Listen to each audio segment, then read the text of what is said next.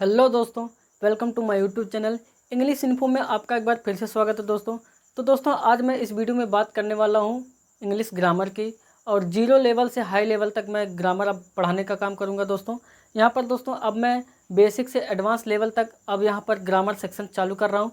और दोस्तों मैं बता दूँ कि एकदम जीरो लेवल से, यानी जिसको इंग्लिश भी नहीं आता, इंग्लिश का ई नहीं पता, वो भी ये वीडियो आराम से देख करके इंग्लिश सीख सकता है। ठीक है दोस्तों, तो चलिए देर न करते हुए अपना वीडियो स्टार्ट करते हैं और आप लोगों को जीरो लेवल से यानी बेसिक से एडवांस लेवल तक ग्रामर पढ़ाते हैं। ठीक है, तो चलिए स्टार्ट करते हैं। तो दोस्तों welcome to my YouTube channel English info में आपका एक बार फिर से स्वागत है। अगर दोस्तों ये वीडियो आप लोगों को पसंद आए तो प्लीज़ वीडियो को जरूर लाइक कर दीजिएगा। ठीक है, तो चलिए सबसे पहले हम समझते हैं इंग्लिश ग्रामर। ठीक है, यानी मैं बात कर रहा हूँ इंग्लिश ग्रामर की, तो सबसे पहले हम समझेंगे इंग्लिश होती क्या। ठीक है, तो दोस्तों आप लोगों से एक सवाल है कि सवाल ये है दोस्तों कि इंग्लिश क्या है, व्हाट इज़ इंग्लिश। ठीक है, इंग्लिश क्या है, तो शायद आप लोगों को तो इसका आंसर तो नहीं पता। चलिए हम बता देते हैं इंग्लिश क्या है। तो दोस्तों मैं बता दूं, इंग्लिश एक अपने आप में सिर्फ लैंग्वेज है, बस, और कुछ नहीं। सिंपल सी बात है दोस्तों। जिस तरह से हिंदी एक लैंग्वेज होती है, अगर आप भोजपुरी बोलते हैं तो भोजपुरी भाषा भी एक लैंग्वेज होती है। ठीक है, अगर आप मराठी में बात करते हैं तो मराठी भी क्या है, एक लैंग्वेज है। उसी तरह से इंग्लिश भी एक लैंग्वेज है। इंग्लिश कोई देश नहीं है, ठीक है, ना ही कोई भोजन है कि चलिए इंग्लिश एक भोजन है, उसको बढ़िया से चबा लिया जाए, खा लिया जाए। ठीक है, इंग्लिश एक भाषा है, मात्र भाषा, उसके अलावा कुछ भी नहीं है। ठीक है दोस्तों, ये कोई वस्तु नहीं है, बस ये एक लैंग्वेज है। बात समझ में आ गई? चलिए आगे चलते हैं। इंग्लिश एक लैंग्वेज है और आती कहाँ से है? साउंड से। कहाँ से आती है? साउंड से। ठीक है, तो दोस्तों जो हम मुंह से जो भी बकवास करते हैं, ठीक है, जो भी चीज़ें बोलते हैं वो हमारा क्या होता है, एक साउंड होता है। ठीक है, तो साउंड से ही हमारा जो भाषा निकलता है। अगर हम हिंदी में बात करते हैं तो भी साउंड का ही यूज होता है। ठीक है, बिना आवाज़ का तो पता ही नहीं चलेगा किस भाषा में बात कर रहे हैं। ठीक है, तो साउंड से ही हमारा क्या पता चलता है, भाषा पता चलता है कि कौन से भाषा में बात कर रहे हैं। ठीक है, तो यानी हमें साउंड की भी सहारा लेनी पड़ती है। और ये जो साउंड होता है दोस्तों, ये साउंड किन रूप में निकलता है, तो आप लोगों को मैं बता दूं, ये साउंड जो हमारा निकलता है वो कुछ इनके रूप में निकलता है, मतलब लेटर के रूप में। ठीक है, अब ये पूछो कि लेटर क्या है, तो लेटर जो दोस्तों जो भी इकाइयाँ ए टू जेड आप लोगों ने पढ़ा है, ठीक है, छोटी क्लासों में जो भी आपने अल्फ़ाबेट पढ़ा है, ए टू जेड, ABCD EFG, ठीक है, जो भी चीज़ें हों, तो वही हमारा क्या है, लेटर है। तो आप लोगों को मैं बता दूँ दोस्तों, लेटर जो होते हैं ये कितने होते हैं इंग्लिश में। अगर हम इंग्लिश पढ़ रहे हैं तो इंग्लिश में कितने लेटर होते हैं, तो सबको पता है कि 26 लेटर होते हैं इंग्लिश में। ठीक है, तो एक बार फिर से रिवाइज कर लेते हैं। इंग्लिश क्या है, मात्र एक भाषा है, मतलब लैंग्वेज है। कहाँ से आती है, साउंड से। और ये साउंड जो निकलता है वो क्या है, एक लेटर है। ठीक है, और इंग्लिश में कितने लेटर होते हैं, 26 लेटर होते हैं। अब बात कर लेते हैं कि लेटर के कितने भाग होते हैं। तो दोस्तों मैं आप लोगों को बता दूं कि लेटर के दो भाग होते हैं। पहला होता है वावेल्स, ठीक, दूसरा होता है कंसोनेंट। ठीक है दोस्तों, वावेल्स और कंसोनेंट। अगर मैं वावेल्स की बात करूं तो वावेल्स हमारा टोटल कितना होता है, ये 5 होते हैं। कौन कौन से, A E I O U। ठीक है दोस्तों, और कंसोनेंट की मैं बात करूं तो 26 लेटर में से अगर 5 लेटर्स निकाल देते हो, वावेल्स निकाल देते हो, कितना बचेगा, 21 बचेगा।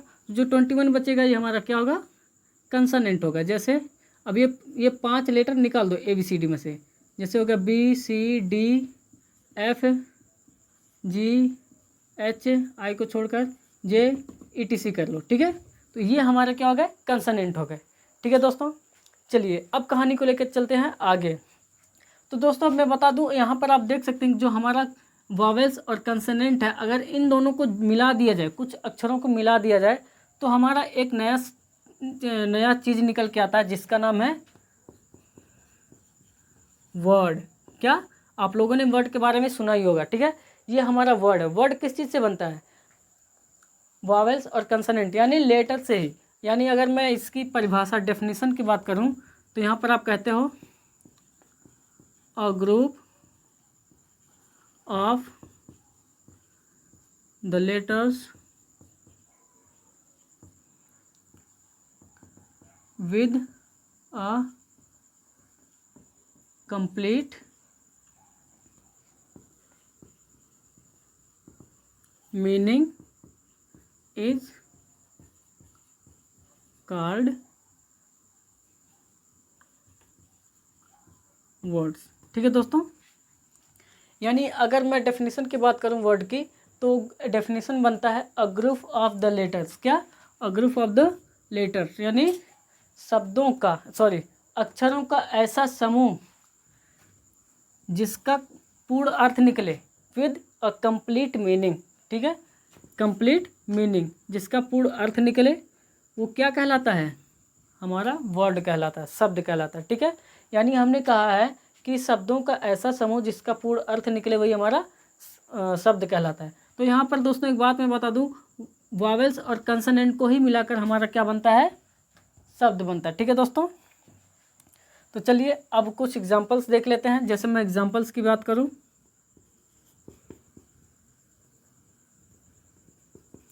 जैसे मैंने कहा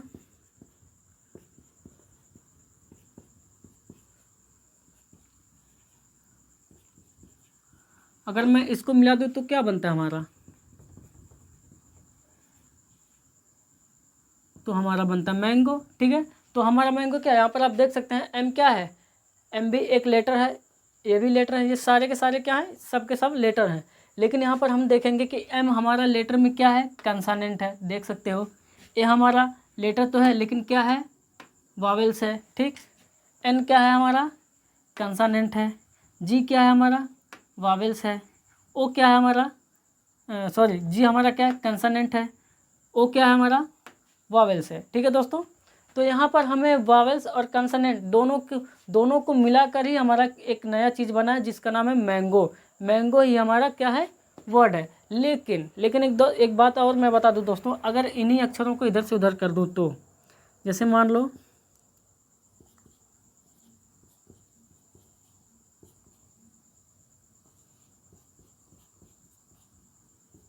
तो अब क्या बनेगा?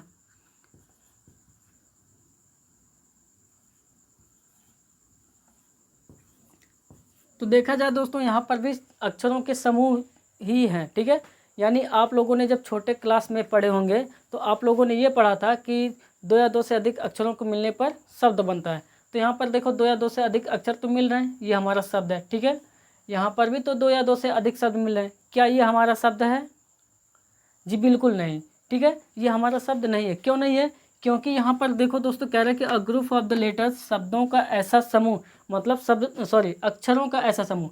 अक्षरों का समूह तो होना चाहिए लेकिन विद अ कंप्लीट मीनिंग, लेकिन उसके साथ उनका एक अर्थ भी निकलना चाहिए, पूर्ण अर्थ होना चाहिए। ठीक है, मतलब अक्षरों का समूह तो होना चाहिए लेकिन उनका एक अर्थ भी तो होना चाहिए, तब जाके हमारा वर्ड कहलाएगा। यहाँ पर देख सकते हो MANGO, अगर इनको मिलाकर मैं मैंगो बनाता हूँ तो मैंगो का अपना एक कोई अर्थ है, कोई मीनिंग है, लेकिन क्या सेम लेटर हैं? देख सकते हो, बस इधर से उधर कर दिया गया है। तो क्या ये भी आपका वर्ड कहलाएगा? जी बिल्कुल नहीं कहलाएगा। क्यों नहीं कहलाएगा? क्योंकि इनका कोई अर्थ यानी नो मीनिंग,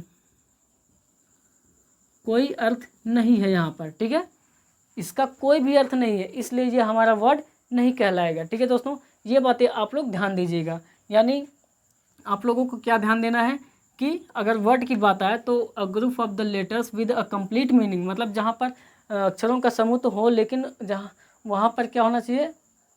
उस शब्द का अर्थ भी निकलना चाहिए। ठीक है, यानी अक्षरों का समूह तो होना चाहिए लेकिन उसका एक अर्थ भी निकलना चाहिए। अगर अर्थ नहीं निकलता है, उसकी कोई मीनिंग नहीं है, तो इसका मतलब वो हमारा वर्ड नहीं है। ठीक है दोस्तों, तो मुझे लगता है ये बातें समझ में आ गई होंगी दोस्तों। तो आज की वीडियो बस यहीं तक रहने देते हैं, बाकी की कहानी कल की वीडियो में बताई जाएंगी।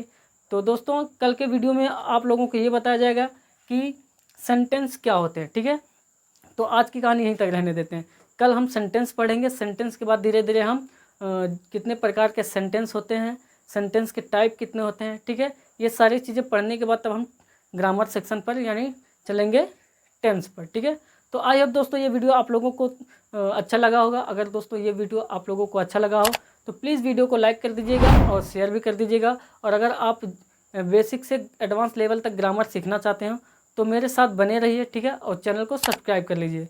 और मिलते हैं नेक्स्ट वीडियो में दोस्तों, तब तक के लिए धन्यवाद। Thank you so much for watching.